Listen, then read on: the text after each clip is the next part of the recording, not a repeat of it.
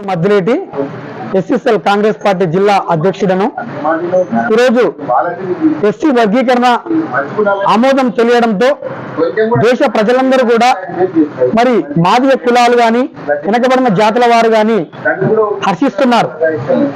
ప్రాముఖ్యంగా ఎస్సీల వర్గీకరణ అంశం ఏంటంటే ఎస్సీలలో 59 ఉపకులాలు ఇమిడి ఉన్న విషయం అందరికీ తెలిసిందే. అయితే ఇందులో వచ్చిన రిజర్వేషన్లు అన్నీ కలిపి మరి మాదిగలకు తక్కువ రావడంతో మరి ఇంకో వేరే కులాలకు మరి ఇంకా తక్కువ రావడంతో మాలలకు కొద్దిగా ఎక్కువ తీసుకుపోవడంతో ఇవన్నీ కూడా తర్జనభర్జనతో రకరకాల అపోహలు ఉన్నట్టుగా మరి అనుకుంటున్నారు. కానీ ఇందులో కేవలం ఒక అన్నదమ్ములు విడిపోయి ఎవరి వాటా వాళ్ళు పంచుకోవడమే తప్ప ఇందులో ఎలాంటి సందేహాలు లేవు. ఏంటంటే ఈరోజు 59 ఉపకులాలు కలిసి ఎవరి జనాభా ప్రాతిపదికన వారికి రిజర్వేషన్లు కల్పించడానికి వారి అభివృద్ధి జరగడానికి మాత్రమే ఈ ఏబీసీ వర్గీకరణ అనేది జరిగింది. ఇది దాదాపు 30 ఏళ్లుగా చేస్తున్నటువంటి పోరాటంలో ఈరోజు ఈ కళ నెరవేరడం జరిగింది. అది కేవలం ఈరోజు కాంగ్రెస్ పార్టీ పాలనలో రేవంత్ రెడ్డి గారి నాయకత్వంలో ఈ ఏబీసీ వర్గీకరణ అనేది జరగడం ఎంతో శుభసూచకం.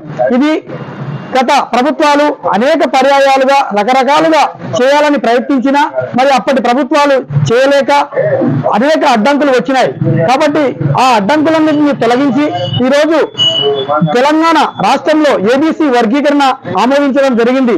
ఇది సుప్రీంకోర్టు ఇచ్చిన తీర్పుకు అనుకూలంగా మరి దేశంలోనే మొట్టమొదటిసారిగా తెలంగాణ రాష్ట్రంలో ఏబీసీడీ వర్గీకరణ చేయడం ఎంతో శుభసూచకం.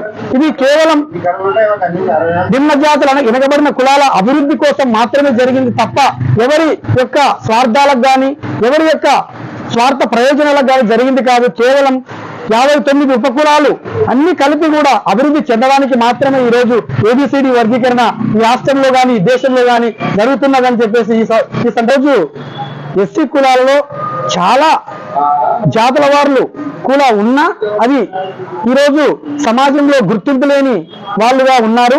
మరి అలాంటి వాళ్ళు కూడా ఈరోజు ఈ యొక్క ఏబీసీ వర్గీకరణతో గుర్తింపులోకి వస్తూ వాళ్ళు కూడా రిజర్వేషన్లు పొందుకొని వారి అభివృద్ధి కూడా ఖచ్చితంగా సాధ్యమవుతుందని చెప్పేసి వాళ్ళను కూడా మనుషులుగా గుర్తించి సమాజంలో అభివృద్ధి పథంలో నడుస్తారని కూడా ఈ ఏబీసీ వర్గీకరణ ద్వారా మాకు తెలియవస్తుంది.